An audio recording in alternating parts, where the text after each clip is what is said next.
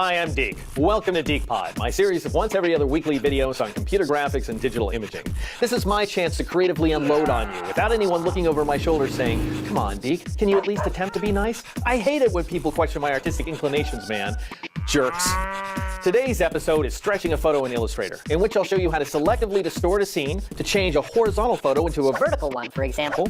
Not inside Photoshop, but in Adobe Illustrator. That's right, Illustrator, yes. I'm well aware that Illustrator isn't a photo editor, but in this one regard, it manages to beat Photoshop at its own game. Quality living, quality drugs. Check out this image. It's a really great photograph, right? Why mess with it? Well, let's say I'm throwing together a magazine ad. It's a full-page ad, so it needs to be vertical. I could look for a vertically formatted shot like this, or I don't know, but I like this one. For one thing, you may not have noticed, but this woman's living with an ailment. See that? She's got an upside-down alien baby lodged in her neck. That makes people sympathize with her. But more importantly, my project, it's a pharmaceutical ad. And this woman, she's out there in the natural world, hovering over a bed of waist-high ragweed that would reduce most people to allergy-laden tears. But instead, she's fine. Hell, she's better than fine. She's active. She's cheerful. She's literally jumping with energy. Logic dictates she must be on some really great medication. It's a perfect fit. Sized versus stretched.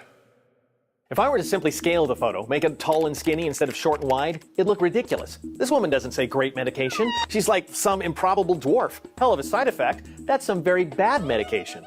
I want to stretch the areas above and below the jumping woman without affecting her. Like this. Now that's great medication. I do those drugs. I do them right here in front of you. Photoshop sucky envelope distortion. To pull this off, you need what's called an envelope distortion function.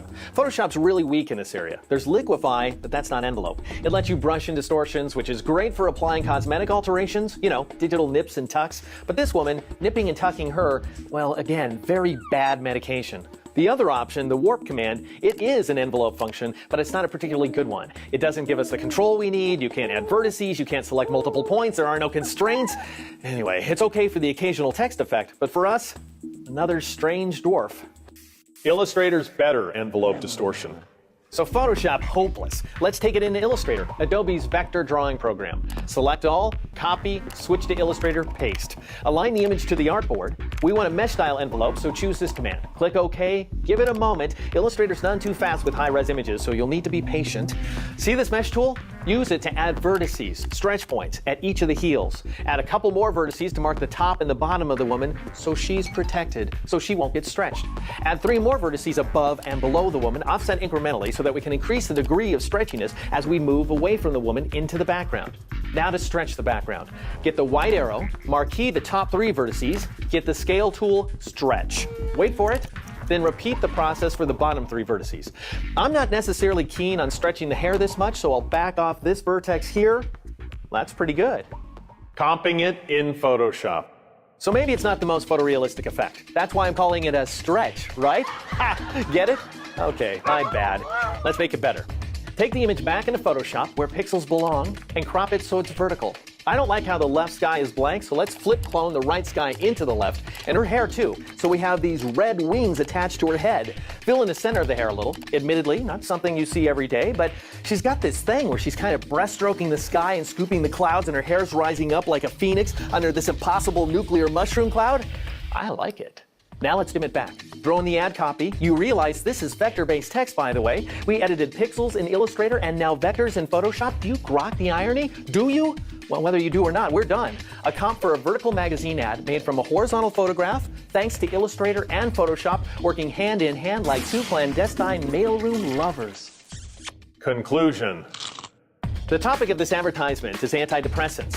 Why do they call them that? It's so negative. Antidepressants, hell, it's a double negative. An antidepressant medication, that's so clinical. Whereas pro-happy pills, that's a triple positive. Who wouldn't buy a pro-happy pill? Man, they could be selling so many more of these. Drug companies, listen to me. You could be turning a profit. If you want to selectively scale portions of a photo, stretch some areas, not others, don't use Photoshop, use Illustrator's mesh style envelope distortion function instead. All right, I thought that was fun. No, not because I was on drugs, rather because I was imagining myself being on drugs. Imagination, that's the real pro-happy pill. That's the secret to transcending your sad life.